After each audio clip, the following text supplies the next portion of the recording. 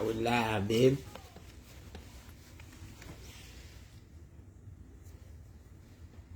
No one's here yet. I'm Chuck waiting.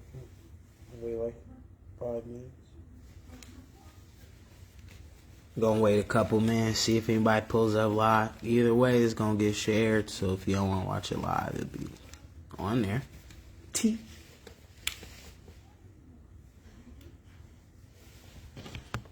Hope somebody pulls up so I can figure out. I want to know if this is good or if I can do it like this and it's still cool. You can't turn your phone while live. Okay, so can't do that.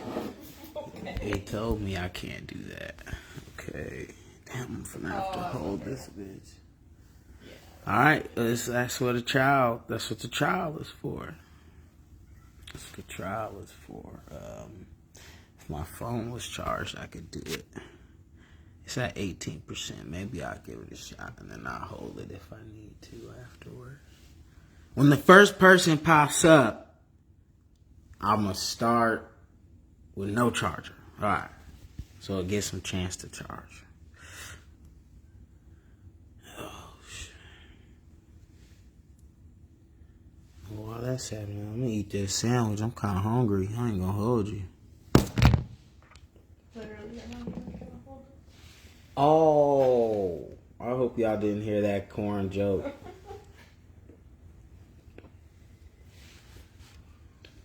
Bye-bye with the big corn, no Iowa.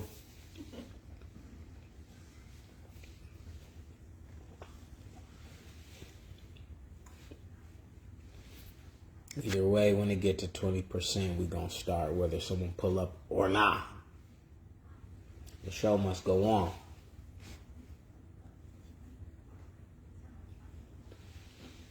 Mm-hmm.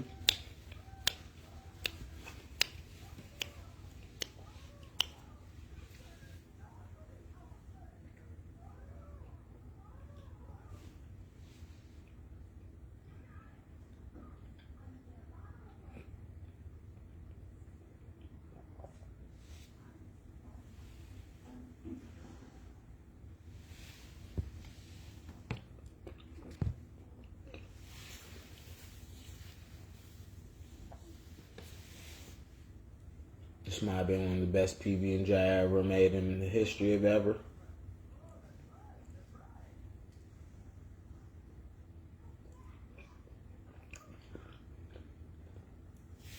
That thing smacking.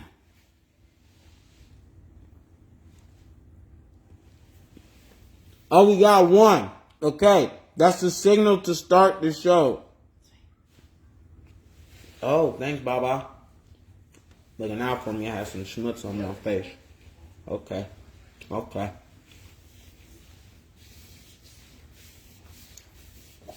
Alright, bet. Well, with that being said, welcome to the first ever inaugural, if you will. We're going to call it something. Right now, the Discord, if y'all don't know, and we'll go over what the Discord is. Say less bets. Check us out. We're going to go crazy in the NFL this year. That's a bet. No pun intended. Okay. But yeah. This is the first episode, man. I was always told, been hearing from people lately that I should start streaming or making a YouTube channel or doing something like that. And I'm not going to lie, making a YouTube channel seems kind of difficult, or versus me just getting up on here and talking, because I can do that. So I'd rather just do that. So this is what that is, and then we'll probably build on this weekly and go from there and try to build this community. So if you're watching live, thanks for rocking. Appreciate you. Questions are welcome. Judge-free zone here. If you're watching on the record, thanks for watching. Questions are welcome. Judge-free zone here, okay? So, yeah, appreciate y'all. So, the first thing I'm going to say when we get started, and get this itinerary going. So, we're going to talk about sports gambling, first off, all right, I'm going to split it into two parts. This episode, we're going to talk about like game props, okay, and just basic knowledge of sports betting, trying to interpret what them little numbers and the plus signs and all that stuff is. All right, and then next week we'll go into like what people really like to do, and that's player props. And we'll talk about that a little bit next week. But I don't want to overload people with the sports gambling because it can kind of seem a little intimidating. So that's why main reason why I wanted to do something like this, so people can feel less intimidated, because there's bread out there for everybody. Like, it's literally just there. We just got to pick the right things. The second thing we're going to do after that is we're going to start this little division preview. You know what I'm saying? If you just want to bullshit about sports, that's what I like to do. So that'll be that. And it'll also be, play fantasy football, so I'll talk about guys like that.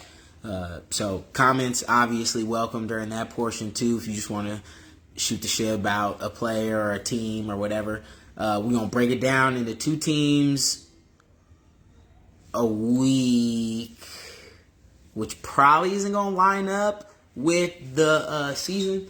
But either way, we'll figure it out. If I need to add some more, we'll add some more after we get done with talking about the gambling. That's what we do. See, impromptu. Okay. See, we learn. We adapt. We grow. Okay. Oh, I got Balake over here supporting me. She's my number one. So if you already know, Balake, she's over here chilling. Holla at her. She said hi. She out here doing her thing. So if you see me over here talking to somebody, that's why I'm not talking to no ghosts or nobody. Ain't no duppies over here. Okay. I just block it. Okay. Anyways. So, the first 2 teams we'll talk about in that division preview, we'll talk about, or not the first 2 teams, the first 2 divisions we'll talk about is the AFC North and the NFC North.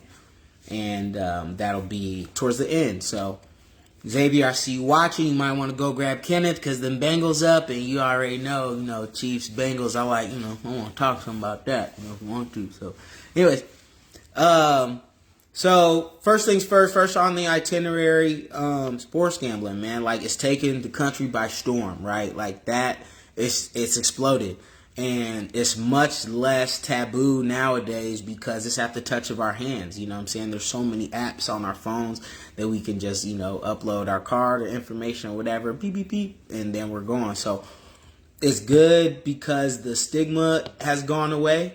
And, like, you're not worried about some Goomba breaking your legs, whatever they used to say in them days with the mobsters or whatever, people scared to place gambles and stuff. But nowadays, you don't got to worry about that. At the same time, you can fall into a deep, dark hole real fast, right? So the first thing I'm going to say before we start this at all is safe and responsible gambling is encouraged.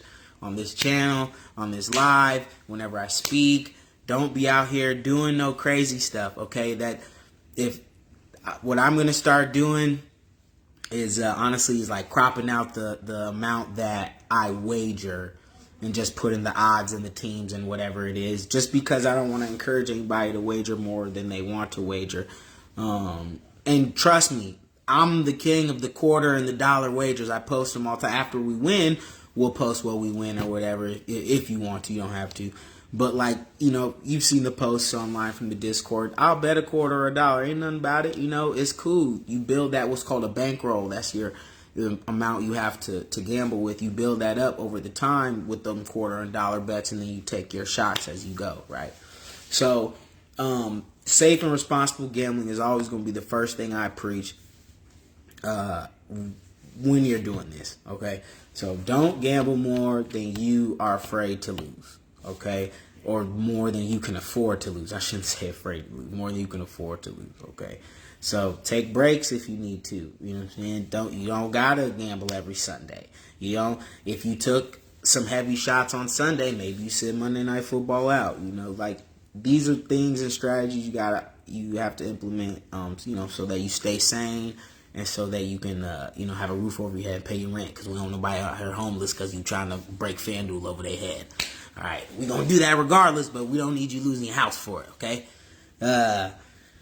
So you're going to hear the word Discord a lot when we're talking. And a Discord, Telegram, all these things are groups that people run and use to share tickets or slips, gambling information with other people. All right.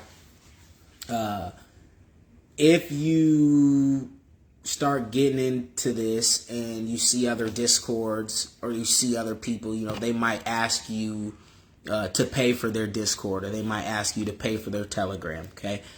I'm not ever gonna knock anyone's hustle. You know what I'm saying? They're gonna, you do what you do. But I'm gonna tell you right now, our Discord at Say Less Bets, I'm never gonna charge you guys. That's something I'm never gonna do. I'm going to stick to that. I don't care if we blow up and become the number one Discord in the gambling community. I don't care, bro. I'm never going to charge anybody. That's not something I'm comfortable doing because we're gambling, bro. There's no guarantees in this thing that we're doing. Anyone that comes to you says, I got locks. I got locks. Pay me for these locks I got. There's no such thing as a lock. It's not you know what I'm saying? If there was such thing as a lock, right? Miami Heat and them with LeBron and D-Wade and Bosh, they would have won all the ships all the time, right? Michael Jordan would have won all the ships all the time, and he did when he played. That was a bad example, okay? But you know where I'm going, right? Like the U.S. women's national team just got put out in the earliest stage ever this morning. There's no such thing as locks. So I'll never charge y'all for picks ever. And I promise that on me as a man, on my soul. So be wary of people who are charging for picks.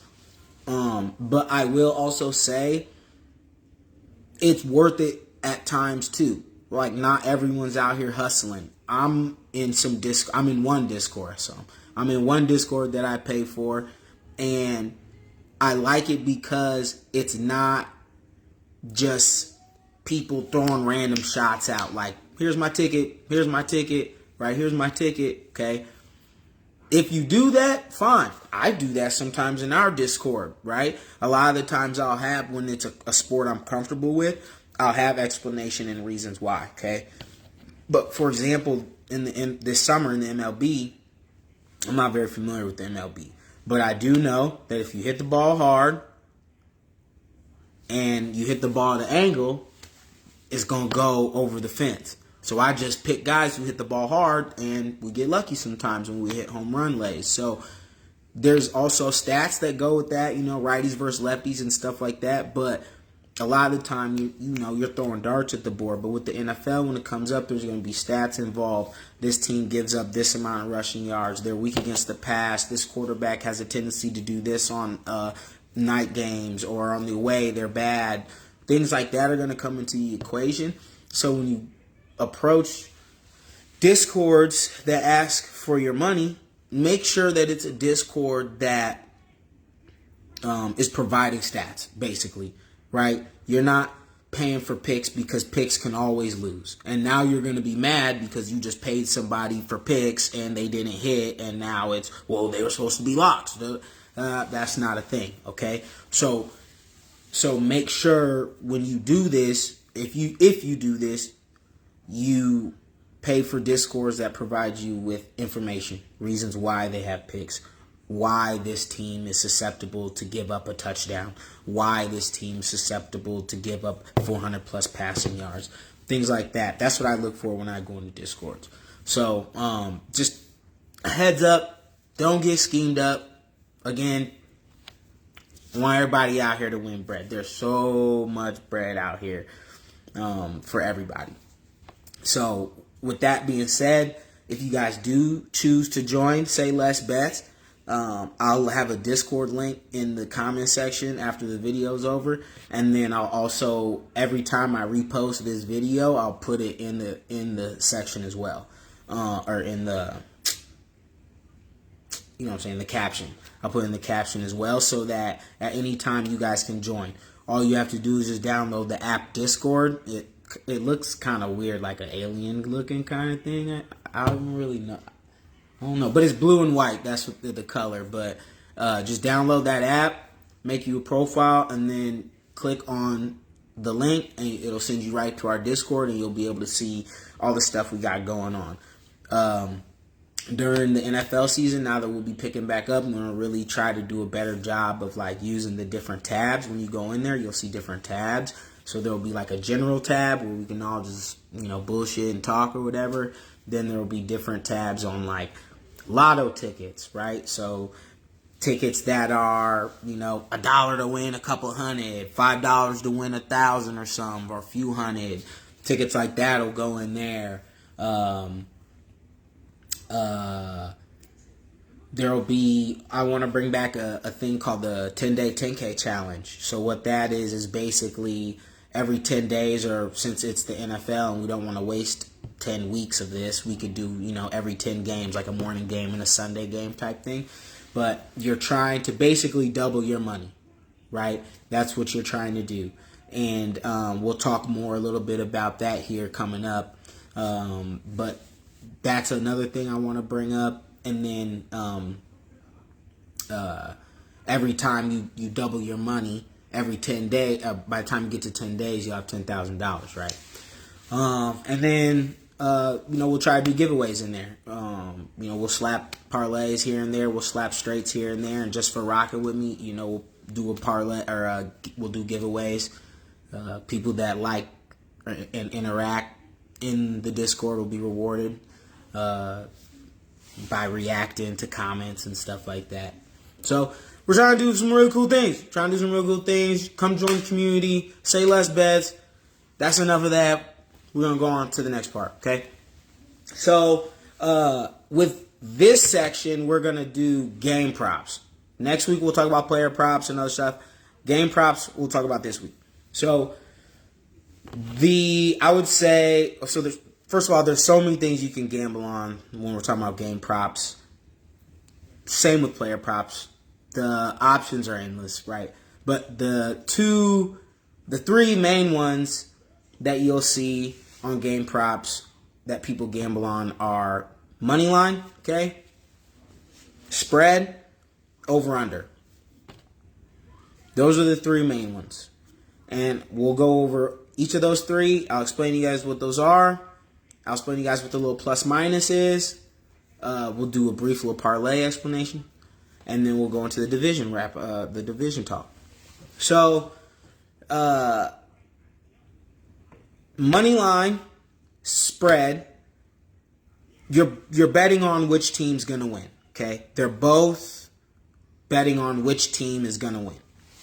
The difference between money line and spread is money line is you're just betting which team's going to win, no matter what, doesn't matter, I don't care, they're going to win, that team. So, if I bet the Chiefs, yeah, right now, the Chiefs. If I bet the Chiefs, money line over the weak-ass the Broncos.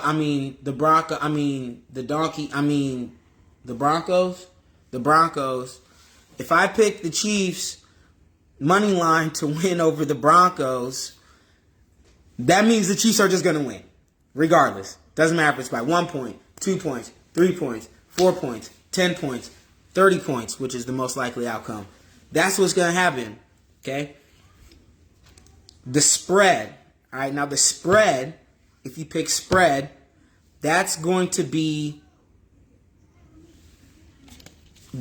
how much the team is going to win by or lose by.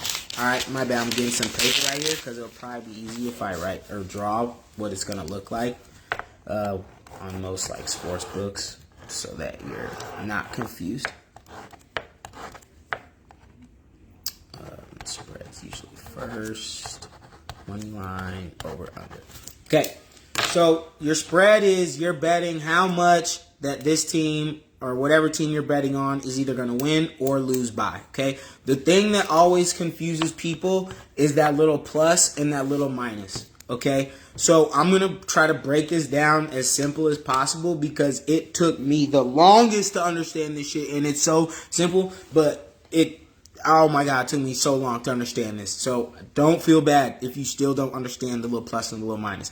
Like plus, it's like opposite, right? Okay. So if you see a team that has a minus in front of them, right? So if it says Chiefs minus 2.5, okay? That means that Vegas or the books or whatever book you're using thinks that the Chiefs are going to win by 2.5 points. So you're like, hey, Heek, what the fuck's 2.5 points? You can't score a half a point. Exactly. So that half a point is what separates things like a field goal, for example. Okay? So Chiefs minus 2.5 would mean the Chiefs just have to win by 3. Okay? The half is so that there's not what's called a hook. Okay? A hook is where nobody wins. It's a push, right? If you bet the Chiefs to win by 3,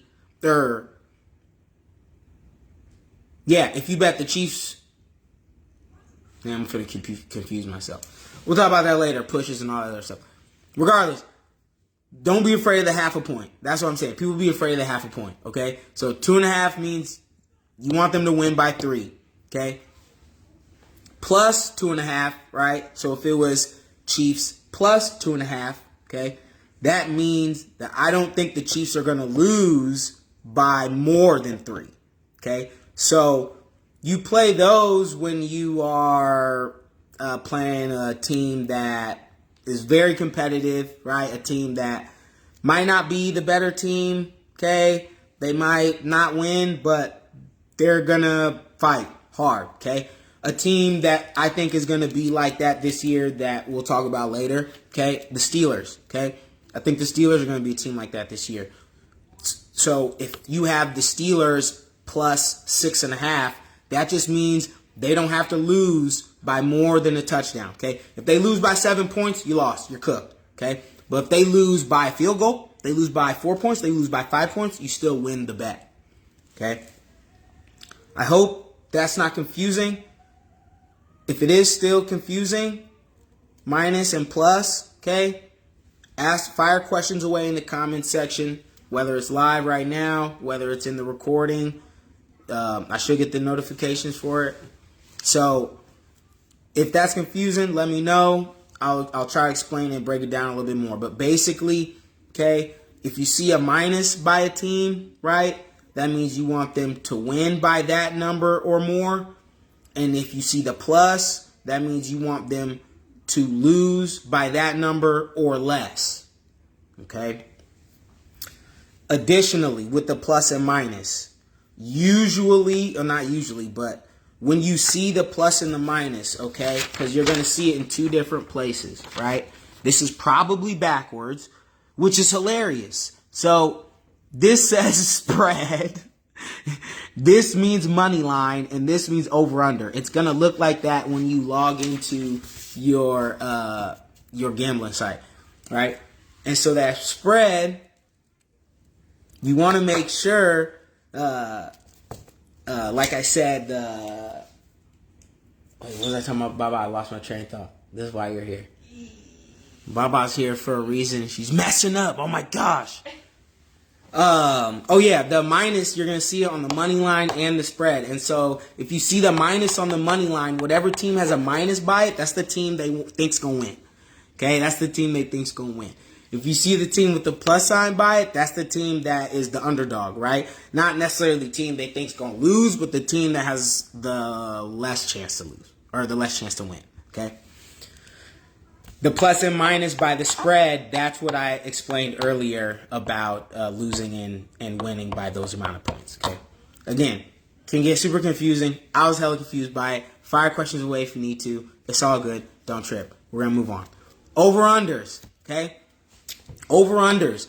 That's talking about basically the over-under point total in the whole game, okay? These numbers are going to be big now, okay? They're going to be like 53.5 or 50 or 68.5 if the Chiefs are playing, you know what I'm saying? We're scoring points, guys, you know. But these numbers, if you're going to play this, you're basically choosing if the teams combined are going to score over that total or under that total. Again, don't be afraid of the half a point. The half a point is so that there's no push. This is a better example of what the push okay, I'm not going to confuse myself on this one. So if the over-under is 55 and the teams score 55 combined points, no one wins. You get your money back, but Vegas don't win either. So for them, it's like not worth it. And for you, it's like, okay, I get my money back. So what, right? So the half a point there in the over-under is making sure somebody wins or lose, right? When you're doing over-unders, just look at who's playing, right? So teams like the Ravens, they usually play a slower pace. Or teams that might not be very good, like the Raiders or the Broncos or no, I'm just kidding. The Chargers are good. But teams that aren't that good, right? They're probably not going to score that many points. That's why they're not very good, okay? Those are teams that you want to take your shots on when you're taking your undershots. And the teams that score a lot of points, Bills, Chiefs, maybe the Jets this year, Dolphins maybe, right? Not maybe. They had a top offense with Tua in there. Those teams are the teams that you want to take your shots on the overs because they're probably going to score a lot of points, right? Don't always automatically pick the over because you see those teams. You need to look at the lines and what they place, right? Vegas might put a line of, if the Chiefs and Bills play, the line could be over under 70.5. Could both those teams score 35 points? Absolutely. That's a lot of points, though. So, shop around, look, see. Maybe you take that shot, maybe you don't. Maybe you leave it alone. You don't have to bet at all, right? Sometimes the best bet's no bet, right? At the same time, you miss 100% of the shots you don't take. So, fine edge short there. So welcome to it. Balake said, welcome to gambling. The last thing we're going to talk about before we head to the division, just chop it up, parlays, okay? Parlays are everybody's favorite thing. We'll talk about more crazy lottos and other stuff with the player props next week when we hop on. But this week, just basic parlay strategy that regular gamblers use is usually want to parlay those teams that are favored together to make the payout better, right? So the payout, okay, if you have the best, okay, again, this might get confusing, right? So when you go for a payout, right, if you have, I think of the base, the base or your median, or not median, but like what you're starting from is plus 100. That's what I think of, because in my head, like, if I were to bet one of you watching right now $5 that I'm going to beat you in a race, you're going to lose. Okay, no, I'm just kidding. Some of y'all fast to sell. But if I bet one of y'all $5 in a race, okay, what happens, right? I have $5. You have $5. Whoever wins gets the other person's $5, and now that person has $10, right? That's what I think of when I think of like betting in real life. And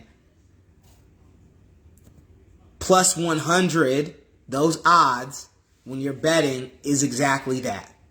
That's exactly what that is. If you bet $5, Vegas has $5, and if you win your bet, you take Vegas's $5. So now you have $10. So I think of that as your base when you're talking. Oh, my mama calling. Mama, I love you. I'm gonna call you back. So that's what I think of when I think of gambling. You want to think of that plus 100 as your base, right? Yes, there is advantageous reasons to bet numbers that are those minuses. Yes, that's fine. You can do that. It'll help build your bankroll, but just know that if you bet $5 and the odds are minus 150, you're not getting $5 back. You're getting less than $5 back. You might get $4 and some change back. So now your winnings are $9, not that $10 you would expect in real life. You know what I'm saying? So I always kind of look for that plus 100. And if you want to get to that plus 100, but you have bets that are minus money, you parlay them. So that's what that comes. We're full circle now back to the parlay. That's why, and the original reason of what a parlay was for. Okay, so let's say on a Sunday, okay, something that we might do this year. Let's say on a Sunday, I got the Chiefs playing the Texans. Boom, I want the Chiefs to win. I got the Bills playing the Colts. All right, I want the Bills to win. I got the Jets playing the Patriots. All right, I want the Jets to win, and I want Chargers to beat the Falcons. Okay, those teams should all be pretty heavily favored in those games, minus maybe the Jets, Patriots. But either way, they should all be heavily favored, and so the price might be too expensive for me to bet it by itself. Like if I were to bet Chiefs over the Texans, I'm probably $5 probably is only winning me $3 back. I bet, So I don't want to take that risk. I don't want to risk $5 to just win $3. So what I'm going to do is I'm going to take those teams that are heavily favored and I'm going to smush them together into a parlay. And now those combined odds should be breaking that plus 100 threshold that now guarantees that I'm winning what I put back into it or more. You understand what I'm saying? So now I combine those teams together where one of their odds might have been minus 300. Now combined together, their odds are plus 500. And so now $5 is going to win me $25. That's just a little quick math right there. Yes, I believe so. That's another thing. Don't be worried about how much am I going to win if I do this. All the apps, you literally can just put in the number in your phone. Like, okay, I want to put this together and I want to bet $5. How much am I going to win? And it'll show you. Simple and easy as that. Okay. That being said, that's a little rundown of game props.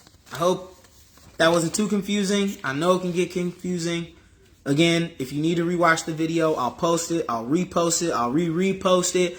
Ask your questions in the comments. I'll get back to y'all when I can. I'm sure the video will send me notifications when you guys comment, and I'll answer them as best I can.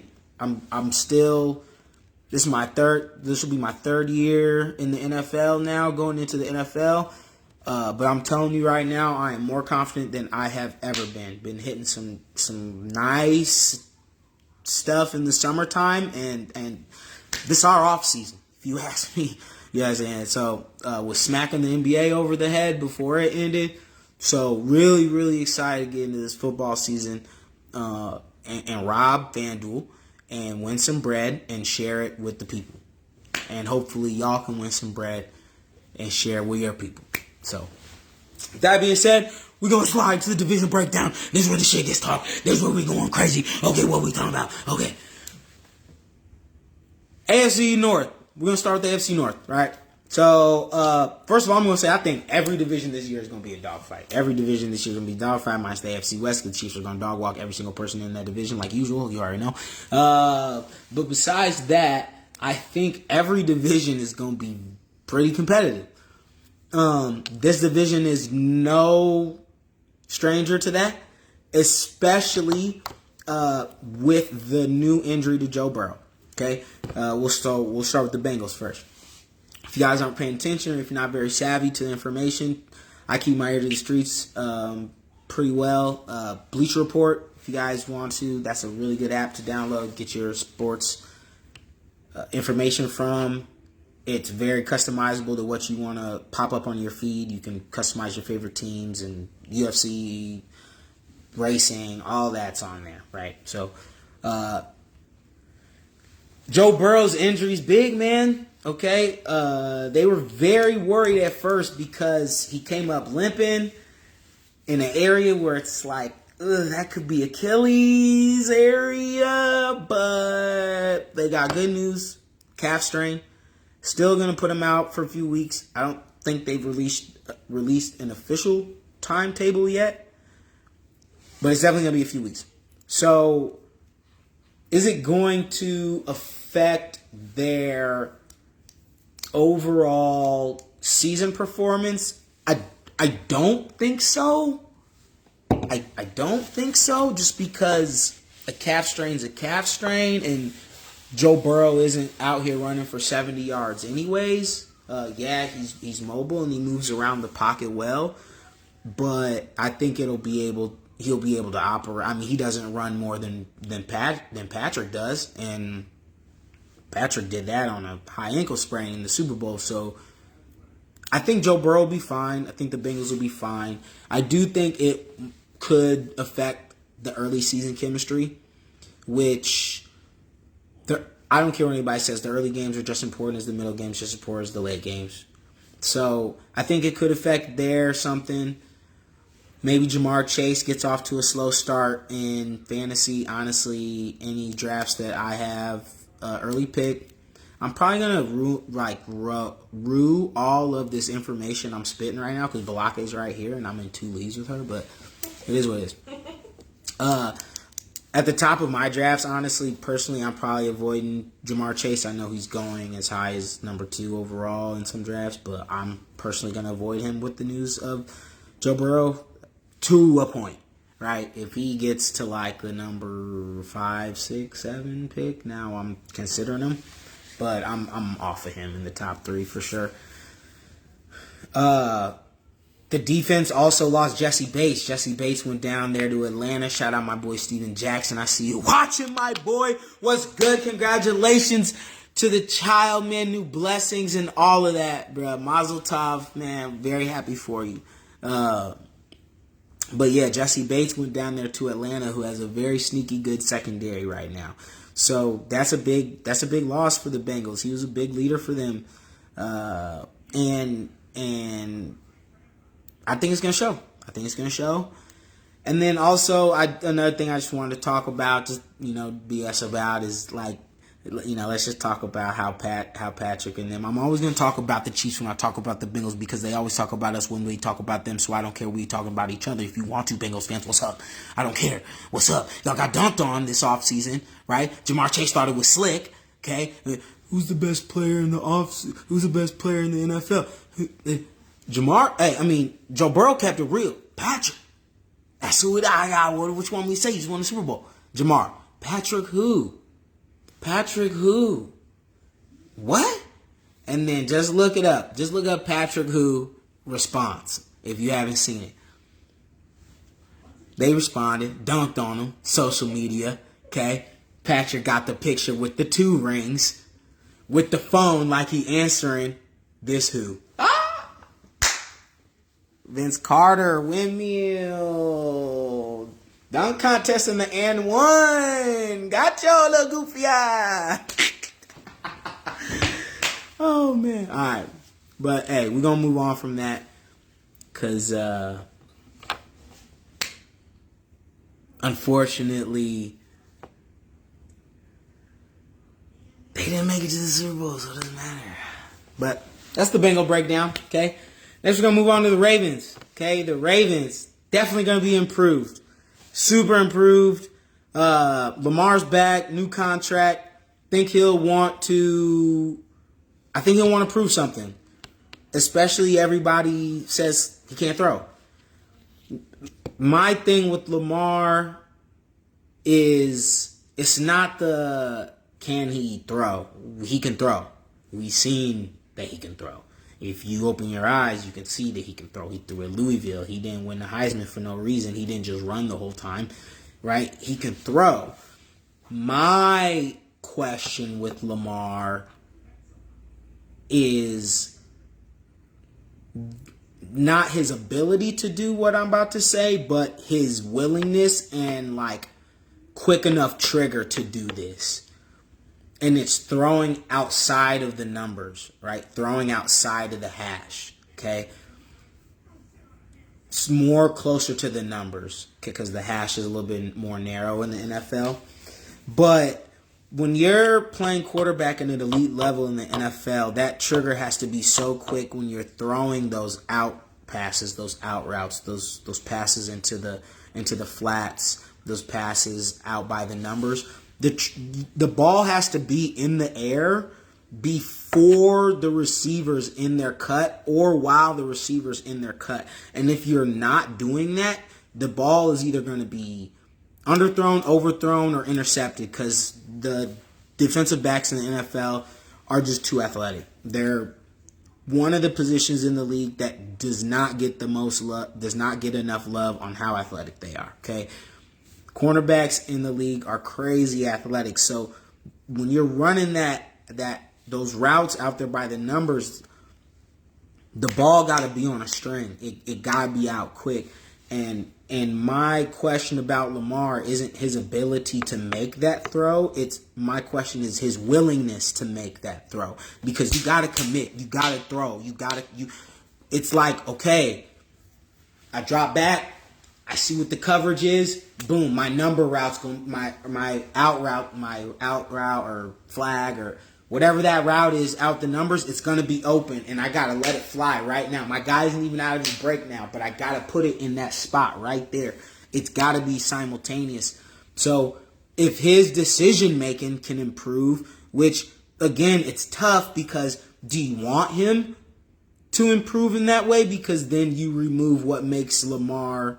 I shouldn't say do you want him to improve that way. That was bad. Of course you want him to improve that way. But, like, Lamar's feet is what makes Lamar, right? So instead of Lamar making those quick, in-the-moment decisions, he takes it off and he goes, gives you a 50-yard touchdown run. So it's give and take, right? And I'm very interested to see how they handle that, but I think it's going to be very dangerous, because you're going to have new offense, new weapons. You got OBJ, you got Zay Flowers, Mark Andrews, obviously, still eating up the middle. Arguably, top 3 tight end in the league, right? What's Dobbins' health look like? That's always going to be a question. J.K. Dobbins is a fantastic running back, but cannot stay healthy. If that dude can stay healthy, that offense is going to cook. J.K. Dobbins' health is another reason why I think you should keep your eye on the Ravens when we're talking about Dalvin Cook, Ezekiel Elliott, Kareem Hunt, right? When we're talking about guys like that still out on the market, I think if J.K. Dobbins goes into this preseason and that leg is still ailing him, I think guys like that could definitely be on the Ravens' radar, especially a guy like Kareem Hunt. Kareem Hunt seems a perfect fit for the Ravens' running scheme. Dalvin Cook maybe not so much, because he's like a better version of what Kenyon Drake was, and I don't think the Ravens used Kenyon Drake correctly last year. And Zeke might be washed, but that's a talk for another time. So I think Kareem Hunt would be a perfect fit for the Ravens. So look out for them maybe to get in that sweepstakes if you're playing fantasy and you're looking for sleeper running backs, because obviously the position gets pretty thin. So, and Ravens defense gonna defense. So I don't give a damn. Like, they could sign me and I'd put on a Ravens jersey and all of a sudden I'm Ed Reed, bro. I swear to God, it's something about just putting the jersey on. The defense, I've never seen a bad Ravens defense since I've been alive. I don't think, man. Y'all look, everybody watching right now is my age or younger, minus Cousin Zave. So let me know, because I can't remember a bad Ravens defense ever. So Ravens defense gonna defense. So that's that. Okay, moving on to the Steelers. All right, Steelers, interesting team here. Okay, very interesting team here. Any team coached by Mike Tomlin got a chance. I don't care. He's a guy people go to want to play with. All right. Kenny Pickett, second year in the system. The question is, the system truly trash, okay? Matt Canada, the offensive coordinator, was catching a lot of flack last year. Dude was running elementary offense for the Steelers, okay? Apparently this year, the training wheels have come off. Kenny Pickett's supposed to be doing some big things. He is checking plays and audibling plays at the line at camp. I've been seeing a decent amount of footage of that on Twitter and stuff like that. He's doing a really good job of leading. I think a quote, I can't remember who said it. I feel bad. Sorry, I can't. But I think I saw somewhere that they said now that he is the unquestioned leader into the camp, he can lead. You know, like instead of being the rookie and Trubisky was there last year, so you don't really know what's going on. And so they saying he's coming in, he's leading. You got NFL young boy, a.k.a. George Pickens, who's an absolute demon on the football field. I freaking love that guy. I'm so mad the Chiefs didn't draft him. I wanted them to draft him so bad. They drafted him right before us, so then we had to draft Sky Moore, who is supposed to have a big year this year. But, man, George Pickens is a dog. I don't know if y'all saw that clip of the catch. Just look up, like, George Pickens training camp catch if you haven't seen it. I mean, this dude, like, basically OBJ'd their first-round pick, Joey Porter Jr., and made it look easy. Handed him the ball afterwards, said, guard me. He's a dog. They still have Deontay Johnson, who was a target machine for a long time, had a huge touchdown down year last year, so expecting some positive regression in that field. You can't score less than, you can score less than one. It's 0. I think he scored 1 touchdown last year.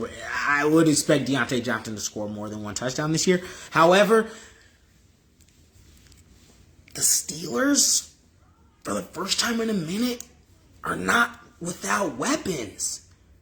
All right? Like, Deontay Johnson, Pat Freiermuth, Najee Harris, rookie tight end Darnell Washington out of Georgia, who looks like a giant, 6'7", Hercules looking him up.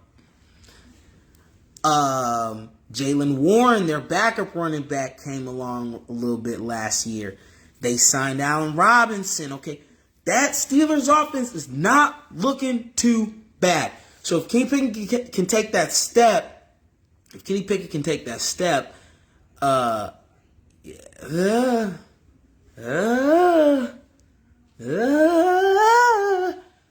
and like I said, Mike Tomlin, any team that plays for Mike Tomlin has a shot. And again, Steelers defense gonna defense. Like,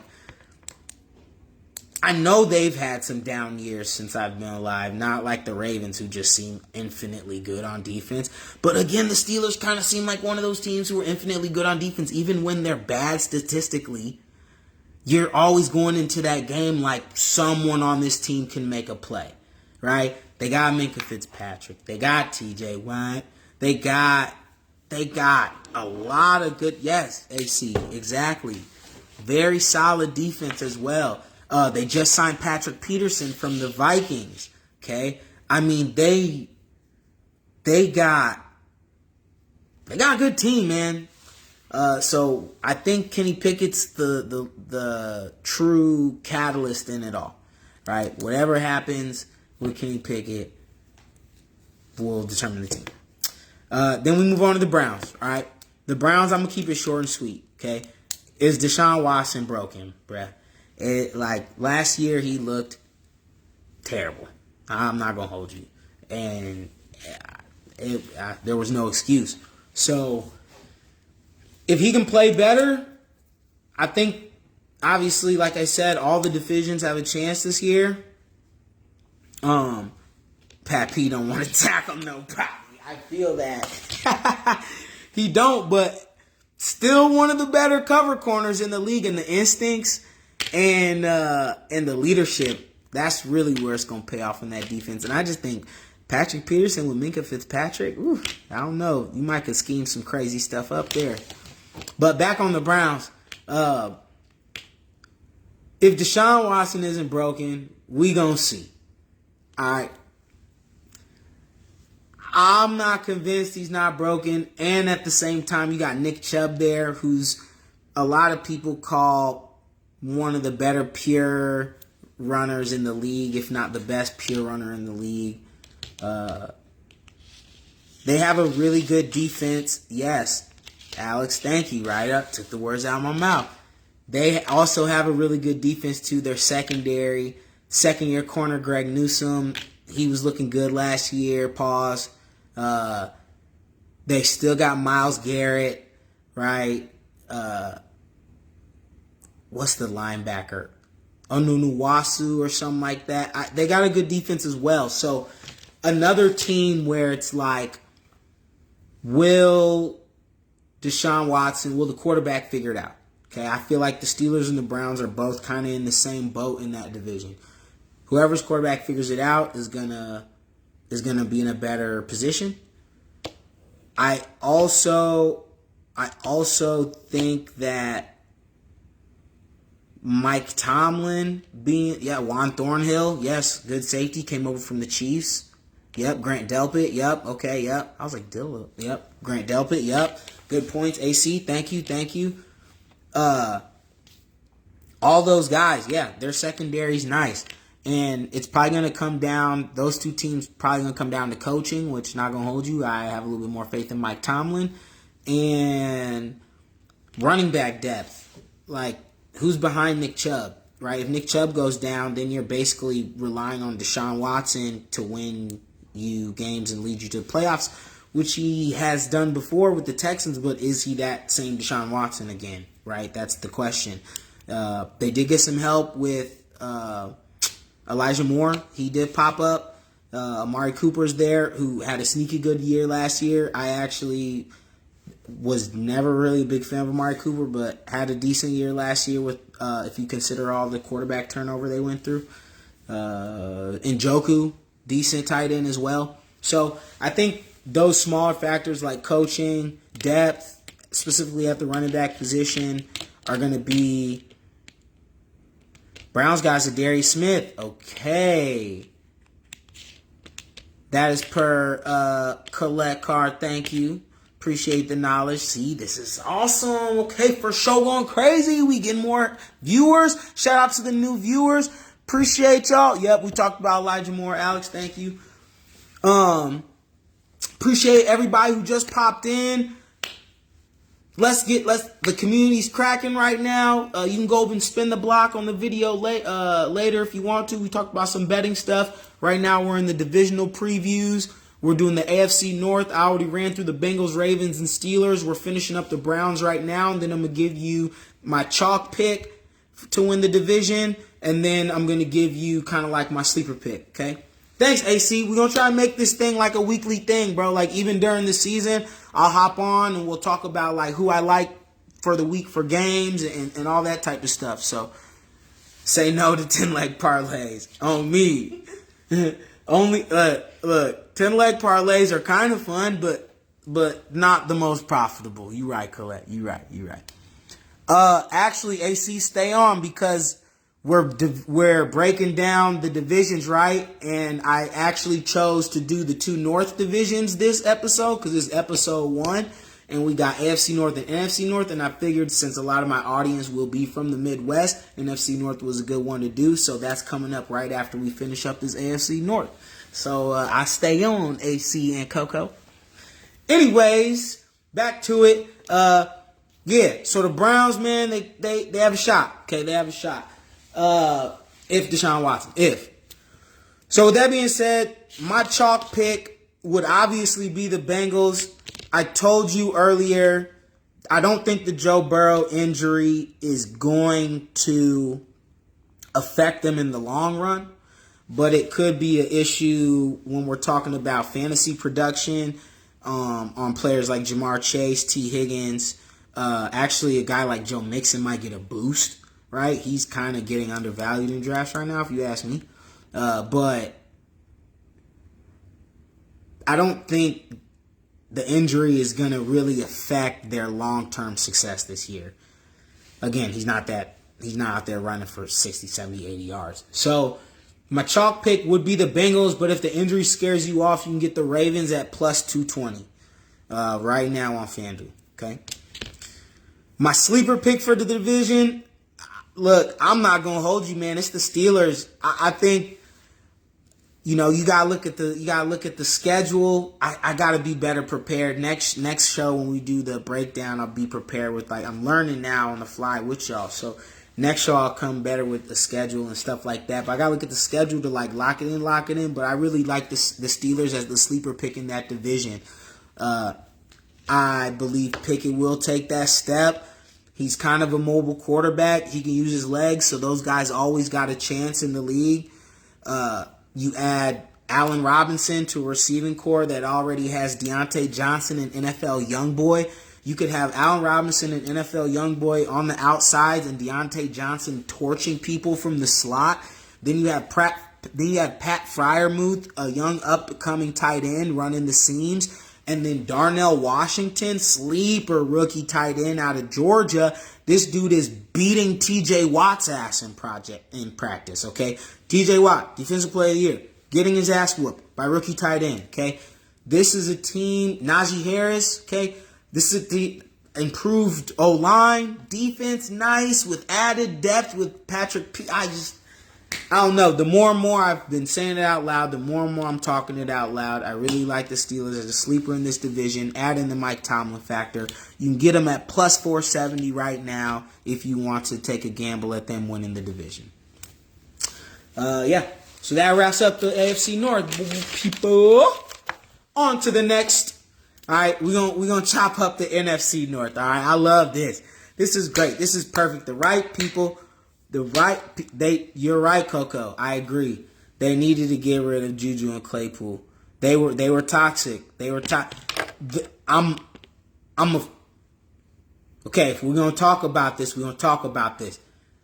I'm a little afraid of NFL youngboy going down that path, but I love the passion he plays with, right? So I'm not gonna put him in a box because as a passionate player myself, you got to channel that, right? But hopefully he's not Claypool pointing for a first down while his team's trying to run the hurry-up drill, right? Because he almost is starting to come off like he might be a dude who would do that. So, but I'm, again, not going to put him in that box. Phenomenal player, great. But yeah, they need to get rid of Juju and Claypool. They were toxic, for sure. Claypool's trash in Chicago, too. Anyways, speaking of Chicago, NFC North. I'm glad we got some NFC North fans in here. We got Vikings fans in here. We got Bears. Do we got Bears fans in here? I don't think we got Bears fans in here. We got Lions fans in here. We got people who know who the Packers are in here. I mean, we got... Okay. So let's chop it up. You know what? Let's go ahead and start with, we'll start with the Vikings. Let's go ahead and throw them on the grill, bib. No, I'm just playing. We're not grilling them. So, Vikings, starts and ends with JJ, Justin Jefferson, dog. We know that. Okay, dude's going 101 in about 98.93% of all fantasy drafts. The dude's going to eat regardless. I will say, and maybe I'm in the minority of this, but I do think I would want him to catch the ball with his hands a little bit more. Sometimes he'd be body catching a little bit. But I will say, even if he high points the ball, even if he body catches it, he still high points the ball, right? He still goes and gets it versus some receivers who let the ball come to him. But I do kind of wish he would use his hands a little bit more, but that just speaks to how much of a dog he is. He's still killing shit out there doing what he does. Kirk Cousins, I watched the QB series, man. If you guys haven't tapped in, I think you should go watch it. I really think it is a phenomenal series. Hopefully they got season 2. That series endeared me to Kirk Cousins. And that's a good dude. Not only a good dude, but he's a good quarterback. And he gets a bad flack because he doesn't perform in the clutch. Well, if you go look at I saw somebody posted a stat. Him and Joe Burrow got very similar stats in the clutch, but Joe Burrow's iced out, clutchy, and Kirk Cousins doesn't get that love. So Kirk got to get his love too. I'm gonna go to holding the phone, y'all, because my shit just went to low battery. So I'm gonna hold the phone. Hopefully that don't make shit weird. But, so yeah, I think Kirk Cousins doesn't really get that appropriate love. You got Kevin O'Connell's offense. They're going to throw the pill, man. They're going to throw the pill. It doesn't matter who's out there. They're going to throw the pill. Even when he was with the Rams, minus Cooper Kupp, who's really out there cooking, right? It's the same thing here. Justin Jefferson plays the Cooper Kupp role, and then you got some other people in there to cook. Here's the difference. I low-key think they may have gotten an upgrade in Addison. I think Addison gets slept on. I think he's going to be an upgrade to Thielen. Thielen was getting a little old in the tooth, a little long in the tooth. Addison, great route runner, underrated shiftiness. People forget this dude was a Biletnikoff winner, okay? If you guys don't know what that means you're the best receiver in the country in college football, okay? He was the best receiver in the country in college football, and then somehow wasn't the number. Sometimes in the NFL, bro, people really overthink things, okay? And the things that get them to overthink things, a lot of the time, it's like combine, right? This person runs a 4.2, so they're the best receiver in the world. This person runs a 4.6, so they're obviously the worst receiver in the world, right? These things are the stuff that get people in trouble. And I think people are going to be kicking themselves when they see Addison pop off this year. Coco was mentioning KJ Osborne. Yeah, KJ Osborne going to have a good year too. KJ Osborne, he will be slept on in fantasy drafts. If you want to take a shot on him, take a shot on him, right? But I really like Addison, man, in that O'Connell offense that's going to be 3 wide. They're probably going to run a lot of 11 personnel. If you don't know what that means 1 running back and 1 tight end. So, they'll have Madison on the field with Hawkinson at the tight end, and then JJ, Addison, and Osborne. I don't know who's going to play the slot yet. You would think Osborne, but I'm hearing in camp that they're throwing a lot at Addison, which makes me think that they're throwing him in the slot role too. So if Addison's in the slot, look, bruh, I already did the math for y'all. I looked it up. Addison Rookie of the Year odds are plus 1,600. Okay, that's $20 wins you $320. If you don't believe any of the quarterbacks, because obviously they're going to get their fair shots. My big dark horse Rookie of the Year is Anthony Richardson. Dog. That dude out here in camp is doing crazy stuff. But if you don't want to throw your hat in on any of the rookie quarterbacks for Rookie of the Year, I really think the hype on Bijan's a little we gotta slow down a little bit on Bijan. He's good, yes, but if everybody on the field knows Bijan's who they want to get the ball to, it's like, okay. So I think Addison's a fair shot at plus 1,600 for Rookie of the Year. Yeah, AC, you making a good point, bro. That Vikings defense is not looking good. And that was going to be kind of what I was going to segue into next. Appreciate the help.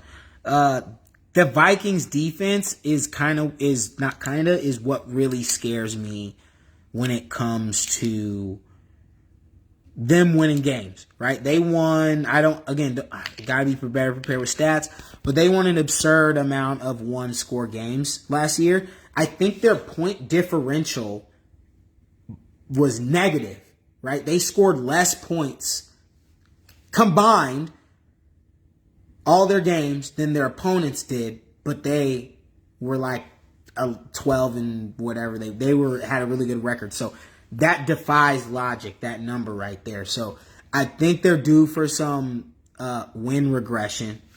A lot of them games aren't going to swing their way the way they did.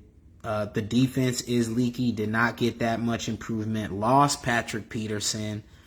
They're going to have to be outscoring people, right? They're probably going to have to put up 30 points a game to have a chance. But we'll see. We'll see. Moving on. Since Sam's in here, I guess we'll go ahead and slide on the Lions, okay? The Lions, that is everybody's off-season darling, right? Everybody loves the Lions. I'm not going to hold you. I love the Lions. It was probably because of the Hard Knocks. I'm not even a big fan of Hard Knocks. I'm not going to hold you. I do not mess with Hard Knocks. That junk be weird to me. But I watched for the first time last year the Lions Jones. And I was like, okay. Minus Buddy crying on the first day of camp. Some people are extra passionate. No, I don't care. You know that. I don't care. It's the first day of camp, bro. You gotta chill. Save that shit for week 10 when your playoff lives on the line. Day 1 camp. Here we go. And then to make it worse, he like anime too. So now he's making us anime folk look weird. Well, I'm mad as hell watching that Jones. I'm like, what is going on here? Anyways, darlings of the offseason, right? And here's the thing that I like about the Lions, okay? They found a formula last year. And they doubled down on it in the offseason, right? They revamped it, per se. They didn't change. Don't get me wrong. They didn't change. They are going to be that same team they ended that win streak on last year, okay? Here's why. They had Thunder and Lightning in their backfield last year, right? You got Jamal Williams. You got DeAndre Swift, okay? They just upgraded that duo this offseason. Insert David Montgomery, who is a way better all-around back than Jamal Williams. Jamal Williams, you're in the NFL, you're good. I'm not talking shit about your talent, but mostly a vulture guy, right? Come in 2-3 yard line, steal touchdowns away from somebody on my fantasy team while I throw my phone on the floor, okay? David Montgomery is a legit running back. That man's good, okay? And the crazy thing is, they have another dude they drafted out of Bama named Gibbs. Jahmyr Gibbs. Some of y'all mentioned him earlier. Jahmyr Gibbs is going to be played in the same realm as Bijan is, okay? They're going to be used similarly. Mark my words. Gibbs will be lined up in the slot as well. Gibbs will be lined up as an H-back role. Gibbs will be on the field at the same time as David Montgomery. Okay? Them dudes are going to be used in the way they wanted to use Jamal and DeAndre, but the only difference is Montgomery is a more complete back than Jamal, so can do more things as that lone running back. And Gibbs, theoretically, is going to be on the field more than DeAndre Swift because that boy is built of porcelain. Jared Goff is sneaky good in this system. I still am a very firm believer of Jared Goff as a system quarterback, and that's okay if you're a system quarterback. Alex Smith was a system quarterback.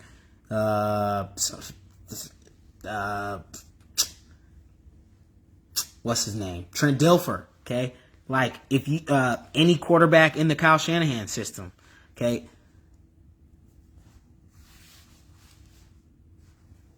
Goff is that. And he's going to play within himself, and I think he learned that last year.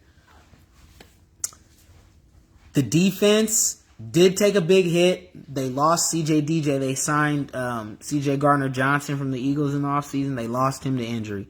That's a huge hit. That's going to hurt.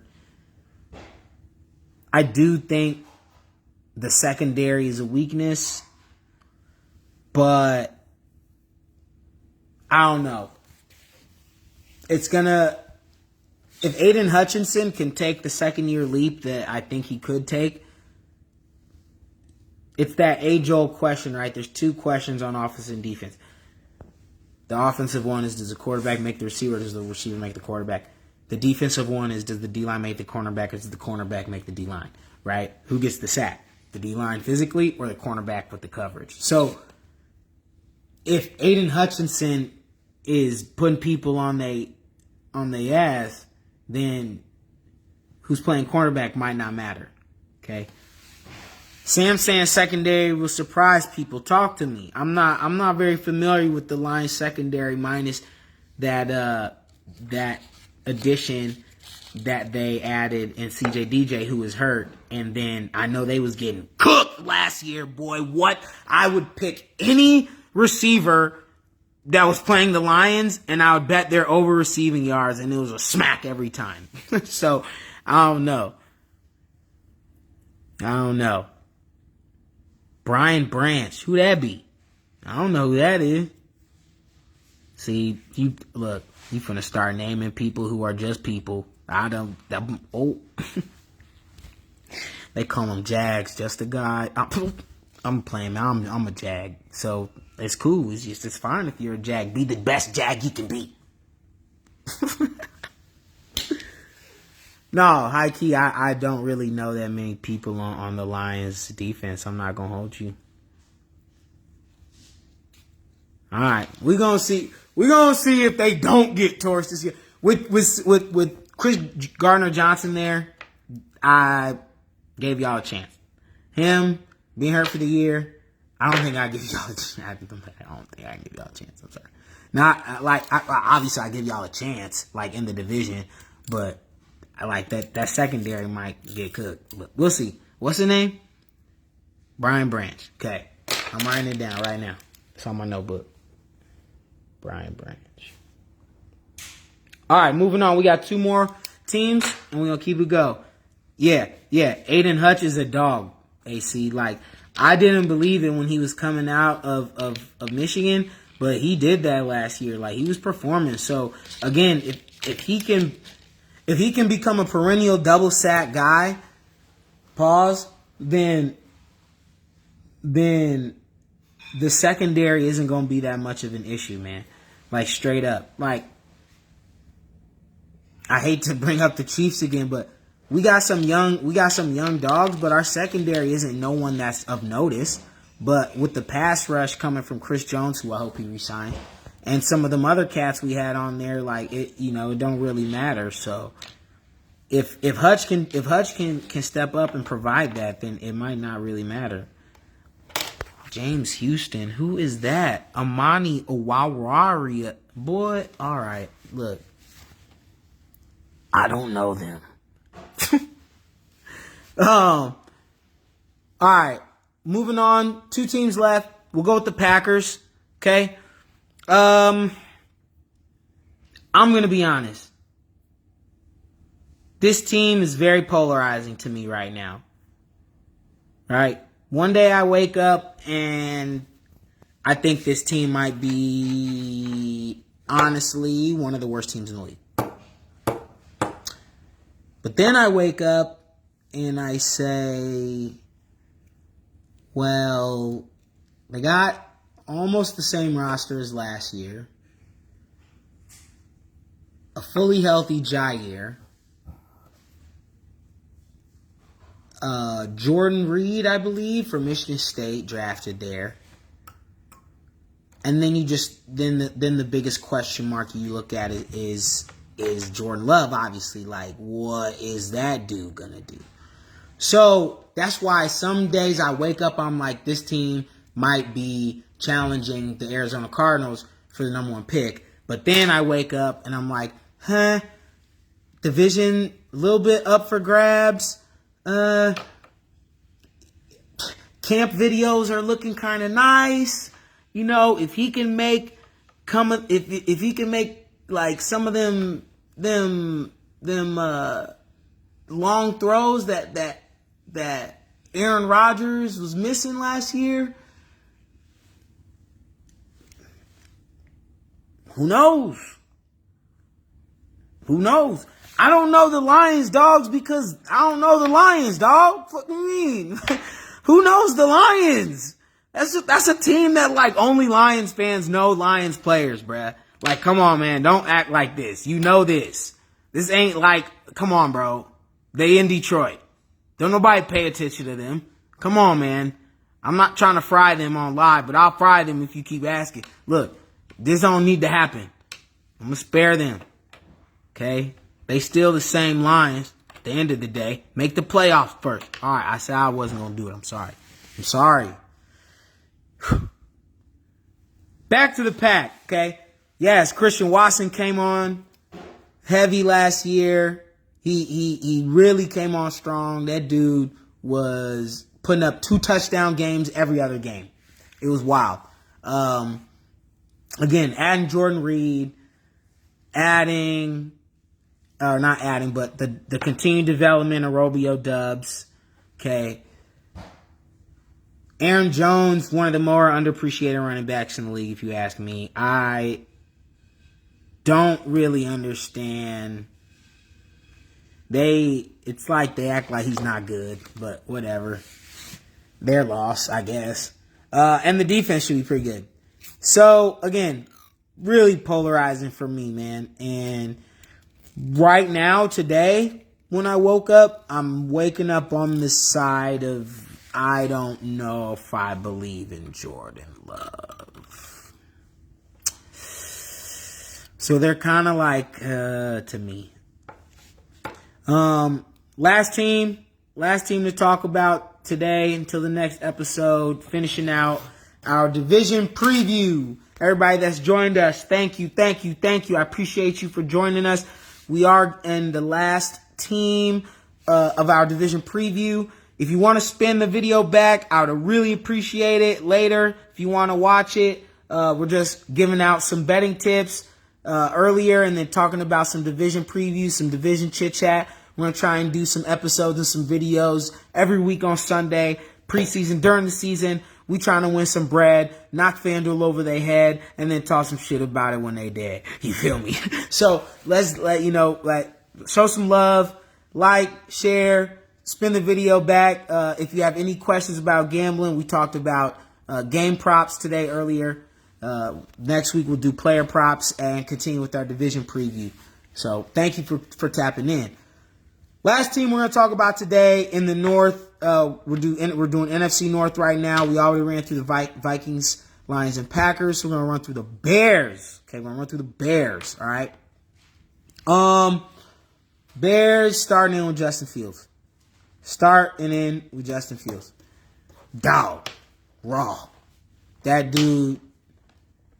Again, another dude who, towards the end of the year, you could bet 80-plus rushing yards every game, and you were probably correct more than not. And the odds were lovely. So, I doubt we're going to get them prices this year. They'll probably be nuked. I bet Justin Fields' 80-plus rushing yards is going to be like plus 110. So, gone are the days of Justin Fields but they would have Justin Fields plus 100 rushing yards, y'all, for like plus 500, plus 600 odds. And then he would have 120 rushing yards. And then the next week, they'd have Justin Fields 100 plus rushing yards, plus 500. And then he'd go for 130 rushing yards. It was crazy. It was so cool. But we're probably not going to get that this year. But either way, a phenomenal talent who I hope is able to develop correctly in the system. I think he's in a new system this year that will hopefully utilize his legs to aid his passing, because he can pass, and also help incorporate his new weapon, DJ Moore, into the fold. Reports out of camp are Justin Fields to DJ Moore are looking sharp. And I think the most important thing that getting DJ Moore does is it pushes Darnell Mooney to that number 2 spot, because Chase Claypool's a head case, and they should get rid of him right now if they are really truly about this rebuild and starting fresh, because he's going to ruin their team chemistry. They should trade him or cut him, and they should just roll with DJ Moore, Mooney, and whoever else. I'm also not a big fan of Kmet, even though he just got a bag. Maybe it's because he burned me in fantasy last year, but I don't know.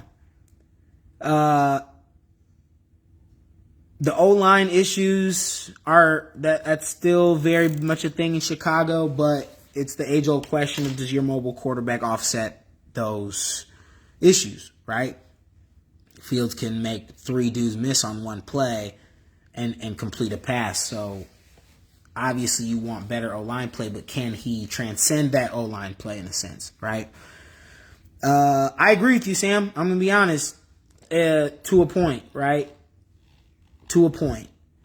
I think there is a potential there for the Bears to make a run purely off the strength of Justin Fields. I made a hot take last year after the Bears got the number one pick. I said in 3 years that they would be Super Bowl contenders. So this would be year 1 right now. Okay, I think they're going to need to go through. They drafted O-line with the 10th pick. Thank you, Colette. Let's see how you do. He a rook, so let's see.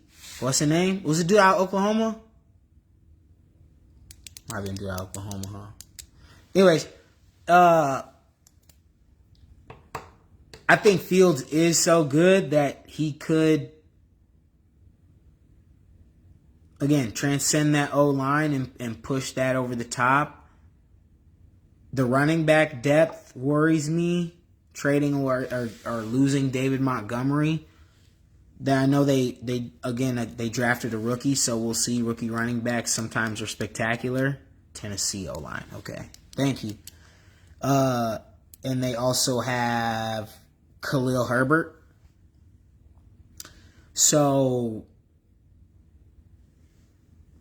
But Khalil Herbert's never been given a full workload before. So I don't know. The running back depth worries me. The O-line depth worries me. But Justin Fields is that good that I see them kind of in that realm of, like, again, a team. I think every division is competitive this year, man. And I think every team is really good. I don't think there's going to be a team in the NFL that's, besides the Cardinals, that's, like, trash. I think the Cardinals are going to be really, really bad. But, yeah, the O-line and the running back factors are really what it does with the Bears for me. So, with that being said, the chalk pick to win the division for me there is the Lions. They're still plus money, actually, plus 145. I'm buying the hype. I'm on the hype train with the Lions, even though I don't know 73% of their roster. I know enough, man. I know that Jahmyr Gibbs and Dave Montgomery should be the best running back tandem in the league. I'm thinking. I don't really. Correct me if I'm wrong. Put some in the comments if you can think of someone different. But I'm not thinking of any other team off the top of my head right now. That's probably the best running back tandem in the league. Oh, Coco said hi. She heard you laugh. Blake said hi, Coco. Oh, there she is. Oh my God! Did not show me. Okay, goodbye. We're talking about the Lions again because we're wrapping it up. We're talking about picks for the division. So, I was saying Lions are my chalk pick for the division. Their odds right now, Sam, are plus 145 on FanDuel. So you can still get them for plus money. Not a decent team to throw into if you want to bet them just straight up, or if you want to throw them into a small parlay with like another team you're pretty confident in winning their division, like the Chiefs. But yeah, all of that, Goff in a good system. Amon-Ra, I don't even think I even mentioned Amon-Ra, is a dog. And Laporta from Iowa is making some waves too. Coco, funny you say that. You transition into my dark horse sleeper for the division. And that's the Vikings, man. I'm going back to the well. Like, they did it before. I know the defense took a L. Like, I know they're going to have to score a lot of points. But like I said, I really think that they got an upgrade on offense, replacing Thielen with Addison. I think that's a serious upgrade, y'all. And I think it's being understated. You get Hawkinson in a full offseason in O'Connell's offense. He had joined in the later third of the season, I think, last year. Another year in O'Connell's offense. The nuances that JJ will learn, that Cooper Kupp probably experienced as he got more experience in that offense. Again, they might have to score 30 points to do it, but when you're playing the Lions twice, we already have mentioned our leaky valve on the defensive end. Like, okay, cool. You're playing the Bears twice, who I don't know anybody in their secondary either. You know, that front seven gonna have to create some havoc. And, you know, the Packers are probably the best defense they're going to see in their division. Jair Alexander has definitely clamped Justin Jefferson before. So, we're not going to ignore that at all. I don't know, man. I think the Vikings, I think I would take a shot at them at plus 260. I know it's only the second best odds. But yeah, if you're looking for the sleeper, the dark horse, if you want to get spicy, like I said, every day I wake up on a different side of the bed on this team. If you want to get spicy, the Packers, I think, are plus 3 something. And like I said, the only team that has a chance defensively to stop the Vikings, if you ask me. I don't, unless Aiden Hutchinson has 3 sacks, that game is going to be 30-30, right? Slam the over on Vikings versus Lions both times. Same with Lions and Bears. I would hit the over on that game as well. Because who do the Lions have to stop Fields and new running mate DJ Moore? And again, I don't know anybody in the Bears secondary of name, so the Lions can torch them with Amon-Ra and pending on suspension if he's back, Jamal Williams, you know, all these guys, Jahmyr Gibbs. So I think the Vikings are my official underdog pick, but I would say don't sleep on the Packers in the NFC North purely off the fact that I think they will have the best defense in the division. And defense goes a long way. It really, really does. If you can take a team that scores a lot of points and make them not score a lot of points, now they're playing your game and they're playing your ball, which is what the Packers are going to want to do this year. They're going to want to run the ball. They want to play defense, play action pass over the top to their Speeds or Watson or Dubs for a jump ball. And they're going to ride Aaron Jones and A.J. Dillon and put Jordan Love in the least amount of precarious situations. Indubitably. Hey, man, with that being said, bro, I think that's going to wrap up the inaugural, first ever, insert name, show. All right. I appreciate y'all for tapping in, man. Some of y'all stayed in here from the whole beginning, and I really appreciate that. That's love. You tapped in late, thank you. You tapped in the middle, thank you. You tapped in at all, thank you. Like, for real. If you're tapping in on the recording after the show, thank you. I'll share this. I'll reshare this until next week. If you would please be kind and share this to your friends. Everybody is welcome in the Say Less Bets Discord. Everybody. We are going to slap FanDuel over the head. I promise y'all it's going to happen, okay? Everybody is welcome. The link will be in the comments. The link will be in the caption. I'll share it every time. I'll share it with a link. Slide in there. All you got to do is download the Discord app. It's a blue app in your app store. It kind of looks like an alien face or a controller. I haven't decided what it is yet, but download the Discord app. Then once you have it downloaded, click on the link, right? And then it should send you right to the Discord. If the link doesn't work, it's because the links are on like a time limit. So if you click the link and it doesn't send you to the Discord, just message me or comment on the video, anything, asking for a new link. I'll send you a new link. You hop in the Discord. Also, if you don't have FanDuel yet, if you're very super duper brand new to this, right? And you were here for the first part of the video. Once you get experience, you're going to want to pick whatever sports book is best for you and best for you to navigate. I would say, hey, Ben, appreciate you, brother. I wish you would tapped in a little bit earlier. We wrapping up right now, so I got like 5 more minutes for you. Sorry. But you can replay the video if you like. I'm going to post, it'll still be on there, and I'm going to reshare it.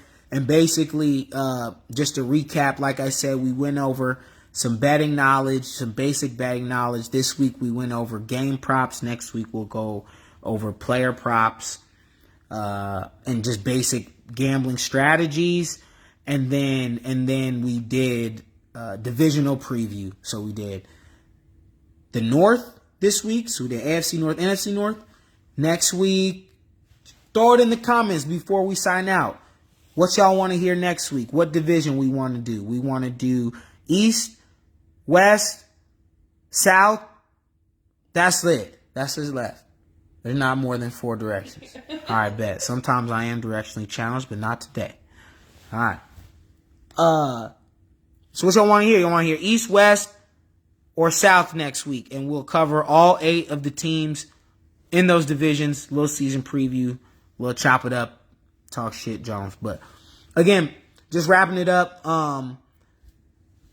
Once you join, if you don't have an account on FanDuel or on DraftKings, whatever you choose, I would honestly say FanDuel might not have the best prices, and sometimes they a little shiesty, but it is super user friendly, and their app has probably the least amount of bugs in it. Like, it don't really crash on me at all, and it doesn't like go slow compared to other ones. So if you need, I can send you a referral link for FanDuel, and what that does basically is you'll sign up for an account with the referral link I send you, and we'll both get a free $50 once you place your first $10 bet, and we can try to rob FanDuel with their own money. You understand me? So that's the goal eventually.